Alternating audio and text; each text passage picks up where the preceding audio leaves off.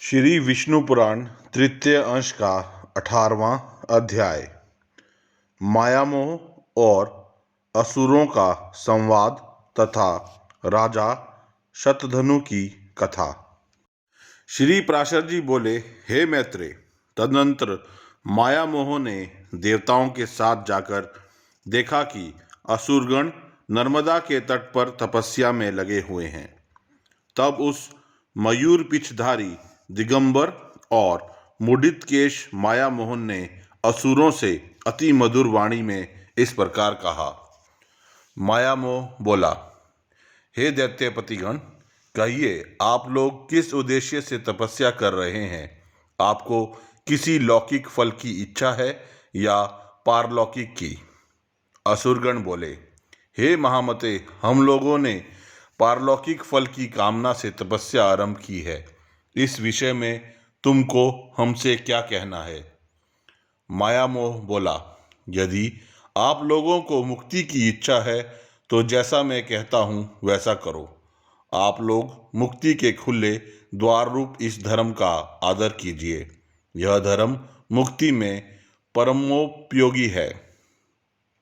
इससे श्रेष्ठ अन्य कोई धर्म नहीं है। इसका अनुष्ठान करने से आप लोग स्वर्ग अथवा मुक्ति जिसकी कामना करेंगे प्राप्त कर लेंगे।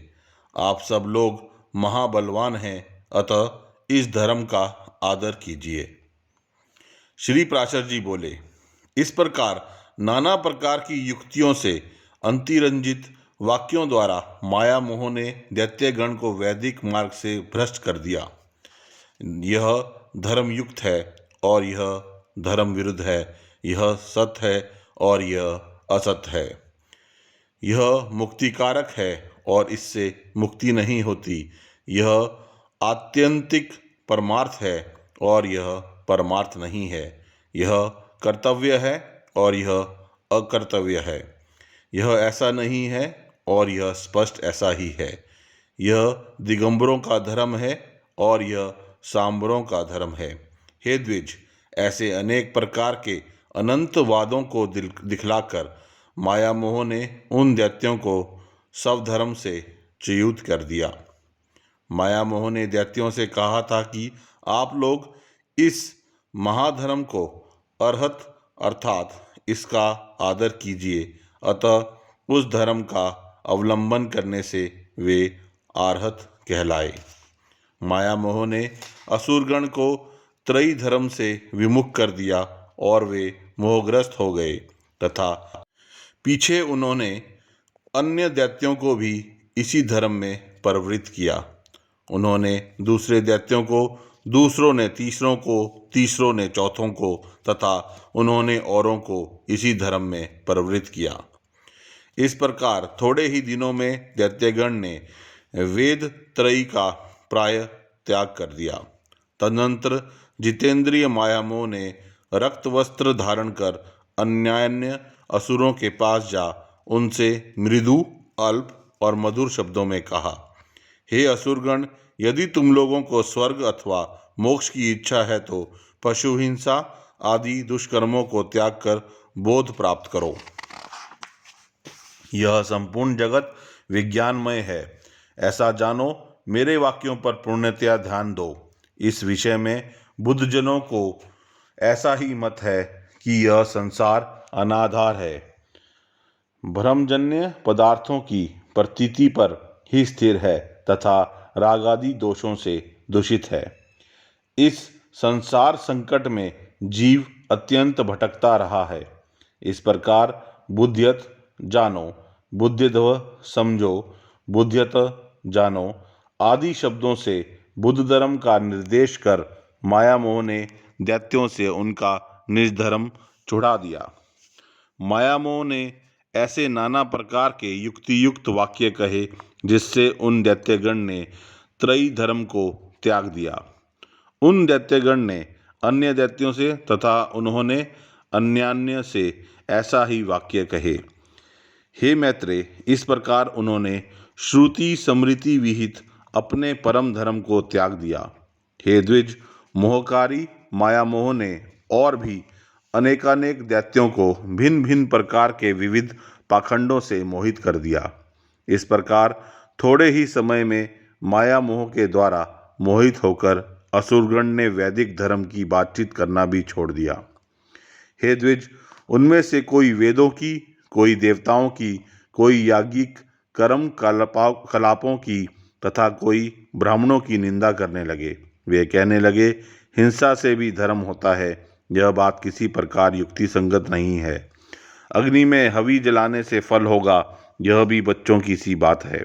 अनेकों यज्ञों के द्वारा देवते लाभ करके यदि इंद्र को शमी आदि काष्ठ का ही भोजन करना पड़ता है, तो इससे तो पत्ते खाने वाला पशु ही अच्छा है। यदि यज्ञ में बलि किए गए पशु को स्वर्ग की प्राप्ति होती है, तो यजमान अपने पिता को ही क्यों नहीं मार डालता। यदि किसी अन्य पुरुष के भोजन करने से भी किसी पुरुष की तृप्ति हो सकती है, तो विदेश की यात्रा के समय खाद्य पदार्थ ले जाने का परिश्रम करने की क्या आवश्यकता है। पुत्रगण घर पर ही श्राद्ध कर दिया करें, अतः यह समझकर कि यह श्राद्धादि कर्मकांड लोगों की अंधश्रद्धा ही है, इसके प्रति अपेक्षा करनी चाहिए और अपने श्रेय साधन के लिए जो कुछ मैंने कहा है उसमें रुचि करनी चाहिए। हे असुरगण, श्रुति आदि आपत्तवाक्य कुछ आकाश से नहीं गिरा करते। हम, तुम और अन्य सबको भी युक्ति युक्त वाक्यों को ग्रहण कर लेना चाहिए। श्री प्राशर जी बोले, इस प्रकार अनेक युक्तियों से माया मोह ने दैत्यों को विचलित कर दिया, जिससे उनमें से किसी की भी वेद त्रयी में रुचि नहीं रही। इस प्रकार दैत्यों के विपरीत मार्ग में प्रवृत्त हो जाने पर देवगण खूब तैयारी करके उनके पास युद्ध के लिए उपस्थित हुए। हे द्विज, तब देवता और असुरों में पुनः संग्राम छिड़ा। उसमें सन्मार्ग विरोधी दैत्यगण देवताओं द्वारा मारे गए। हे द्विज, पहले दैत्यों के पास जो स्वधर्म रूप कवच था, उसी से उनकी रक्षा हुई थी। अब की बार उसके नष्ट हो जाने से वे भी नष्ट हो गए। हे मैत्रेय, उस समय से जो लोग माया मोह द्वारा परिवर्तित मार्ग का अवलंबन करने वाले हुए, वे नगन कहलाए, क्योंकि उन्होंने वेद त्रयी रूप वस्त्र को त्याग दिया था। ब्रह्मचारी, गृहस्थ, वानप्रस्थ और सन्यासी, ये चार ही आश्रमी हैं। इनके अतिरिक्त पांचवा आश्रमी और कोई नहीं है। हे मैत्रेय, जो पुरुष गृहस्थाश्रम को छोड़ने के अनंतर वानप्रस्थ और सन्यासी नहीं होता, वह पापी भी नगन ही है। हे विप्र, सामर्थ्य रहते हुए भी जो विहित कर्म नहीं करता, वह उसी दिन पतित हो जाता है और उस एक दिन रात में ही उसके संपूर्ण नित्य कर्मों का क्षय हो जाता है। हे मैत्रेय, आपत्ति काल को छोड़कर और किसी समय एक पक्ष तक नित्य कर्म का त्याग करने वाला पुरुष महान प्रायश्चित से ही शुद्ध हो सकता है। जो पुरुष एक वर्ष तक नित्य क्रिया नहीं करता, उस पर दृष्टि पड़ जाने से साधु पुरुष को सदा सूर्य का दर्शन करना चाहिए। हे महामते, ऐसे पुरुष का स्पर्श होने पर वस्त्र सहित स्नान करने से शुद्धि हो सकती है और उस पापात्मा की शुद्धि तो किसी भी प्रकार नहीं हो सकती। जिस मनुष्य के घर से देवगण, ऋषिगण, पितृगण और भूतगण बिना पूजित हुए निश्वास छोड़ते अन्यत्र चले जाते हैं, लोक में उससे बढ़कर और कोई पापी नहीं है। हे द्विज, ऐसे पुरुष के साथ एक वर्ष तक संभाषण, कुशल प्रश्न और बैठने उठने से मनुष्य उसी के समान पापात्मा हो जाता है। जिसका शरीर अथवा गृह देवता आदि के निश्वास से निहित है, उसके साथ अपने गृह, आसन और वस्त्र आदि को ना मिलावे। जो पुरुष उसके घर में भोजन करता है, उसका आसन ग्रहण करता है अथवा उसके साथ एक ही शैया पर शयन करता है, वह शीघ्र ही उसी के समान हो जाता है। जो मनुष्य देवता, पितृ, भूतगण और अतिथियों का पूजन किए बिना स्वयं भोजन करता है, वह पापमय भोजन करता है, उसकी शुभ गति नहीं हो सकती। जो ब्राह्मणादि वर्ण स्वधर्म को छोड़कर परम धर्मों को प्रवृत्त होते हैं अथवा हीन वृत्ति का अवलंबन करते हैं, वे नगन कहलाते हैं। हे मैत्रेय, जिस स्थान में चारों वर्णों का अत्यंत मिश्रण हो, उसमें रहने से पुरुष की साधु वृत्तियों का क्षय हो जाता है।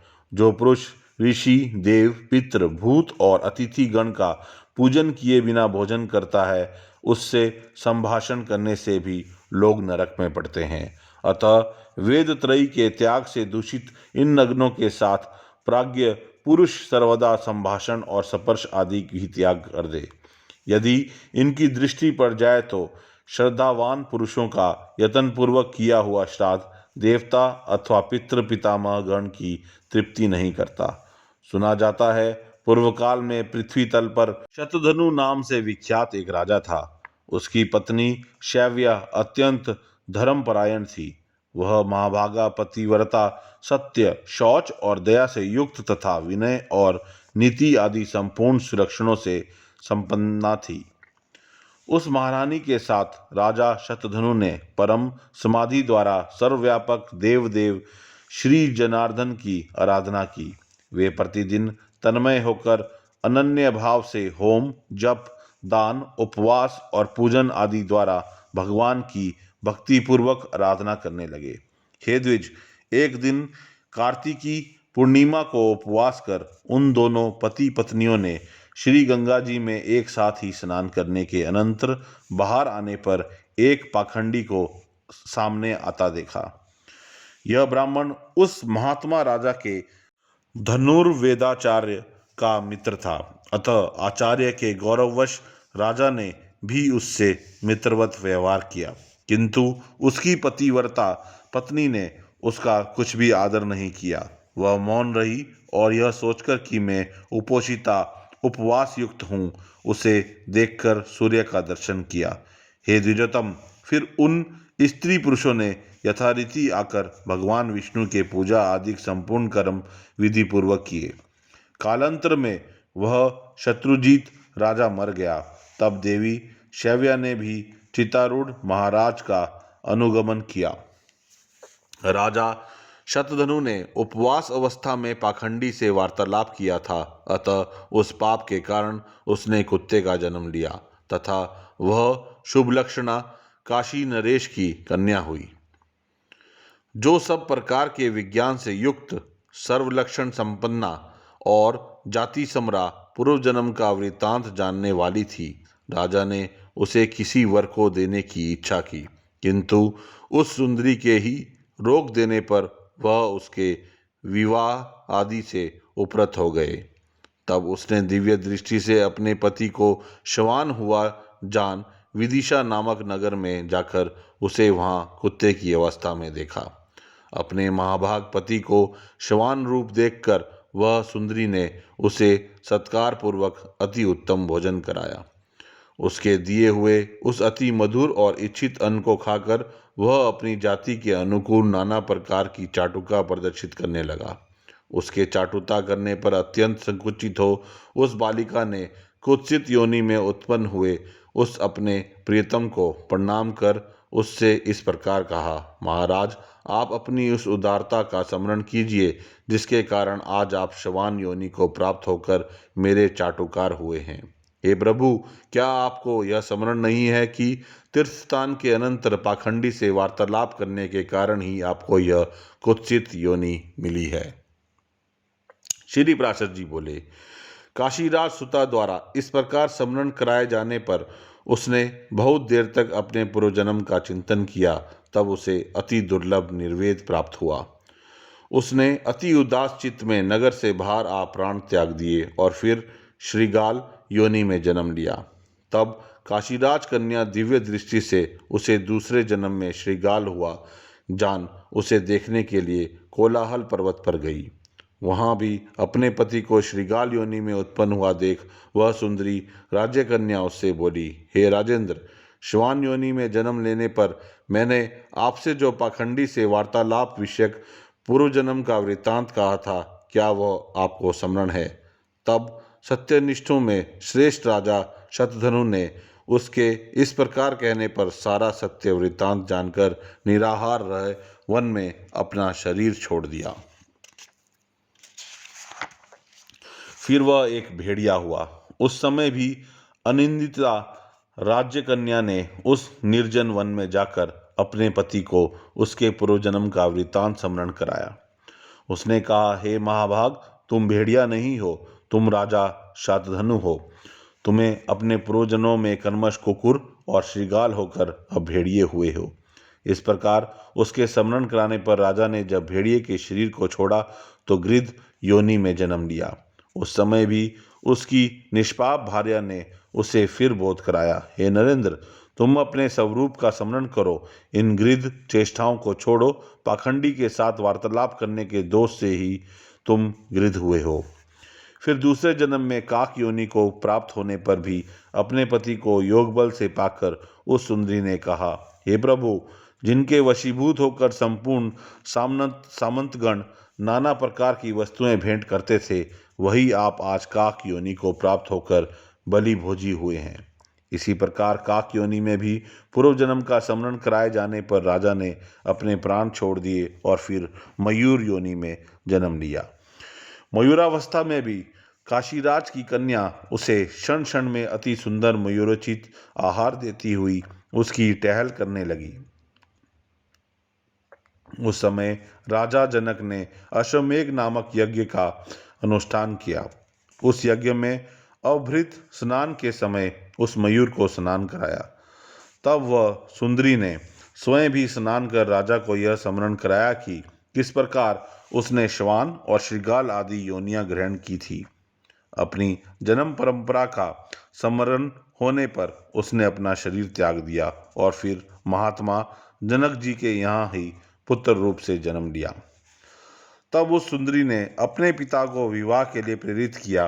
उसकी प्रेरणा से राजा ने उसके स्वयंवर का आयोजन किया।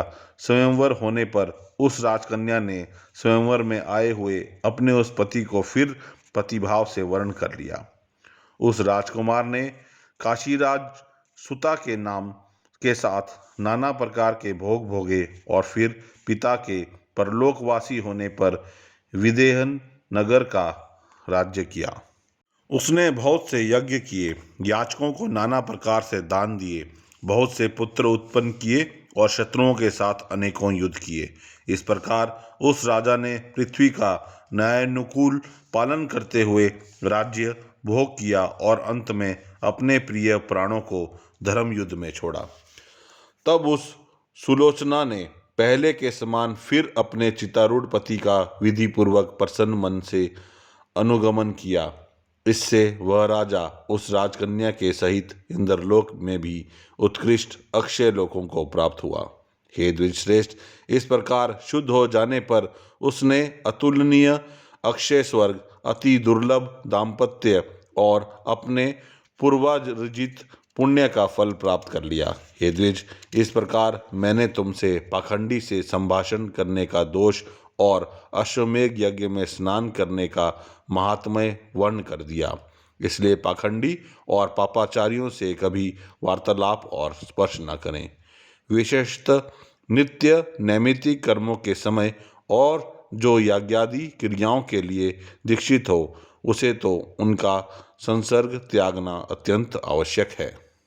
जिसके घर में 1 मास तक नित्य कर्मों का अनुष्ठान ना हुआ हो, उसको देख लेने पर बुद्धिमान मनुष्य सूर्य का दर्शन करे। फिर जिन्होंने वेदत्रयी का सर्वथा त्याग कर दिया है तथा जो पाखंडियों का अन्न खाते और वैदिक मत का विरोध करते हैं, उन पापात्माओं के दर्शनादि करने पर तो कहना ही क्या है। इन दुराचारी पाखंडियों के साथ वार्तालाप करने, संपर्क रखने और उठने बैठने में महान पाप होता है। इसलिए इन सब बातों का त्याग करें। पाखंडी, विक्रमी, विडाल, वर्त वाले, दुष्ट, स्वार्थी और बगुला भक्त लोगों का वाणी से भी आदर न करें। इन पाखंडी, दुराचारी और अति पापियों का संसर्ग दूर ही से त्यागने के योग्य है। इसलिए इनका सर्वदा त्याग करें। इस प्रकार मैंने तुमसे नग्नों की व्याख्या की, जिनके दर्शन मात्र से श्राद्ध नष्ट हो जाता है और जिनके साथ संभाषण करने से मनुष्य का एक दिन भी पुण्य क्षीण हो जाता है। ये पाखंडी बड़े पापी होते हैं। बुद्धिमान पुरुष इनसे कभी संभाषण ना करे। इनके साथ संभाषण करने से उस दिन का पुण्य नष्ट हो जाता है। जो बिना कारण ही जटा धारण करते अथवा मुंड मुड़ाते हैं, देवता, अतिथि आदि को भोजन कराए बिना स्वयं ही भोजन कर लेते हैं, इस प्रकार से शौचहीन हैं तथा जलदान और पितृपिंड आदि से भी बहिष्कृत हैं, उन लोगों से वार्तालाप करने से भी लोग नरक में जाते हैं। यह था श्री विष्णु पुराण के तृतीय अंश का 18वां अध्याय और इसी के साथ श्री विष्णु पुराण का तृतीय अंश समाप्त हुआ।